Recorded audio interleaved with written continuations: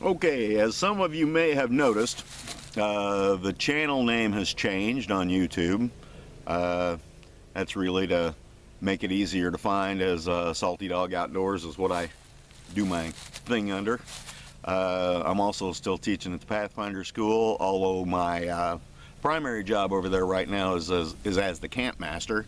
I run the camp and help keep the students straight and all that kind of thing going on over there. I'll be making some videos, camp master tips kind of thing. I've been with the Pathfinder School for going on 8 years now, so I may have some tips that you may want to listen to. Maybe not, I don't know. But basically I just wanted to let y'all know that nothing's really changing. It's still me. The channel name is changing, make it easier to find.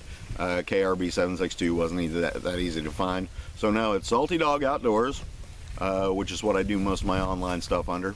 And I also teach some private classes under there, but not very many. Like, view, subscribe, make sure you share it with all your buddies.